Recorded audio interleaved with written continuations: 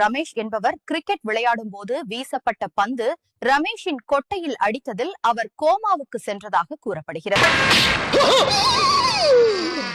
ஐயோ போச்சே!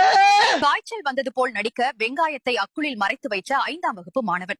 நீ படிச்ச ஸ்கூல்ல நான் ஹெட் மாஸ்டரா என்று பள்ளிக்கு அனுப்பிய 90s. நீங்கெல்லாம் இந்தியாவின் எதிர்கால தூண்கள். அமெரிக்கால நீ பெரிய அயன்மேன் சொன்னியே, ஒரு சட்டையை ஒழுங்கா அயன் பண்ண தெரியுதா உனக்கு?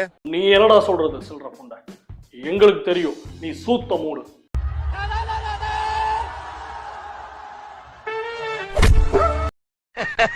ஐயோ டேய், அவன் தான்டா இன்னைக்கு பெரிய வேலை பார்த்து விட்டு போ.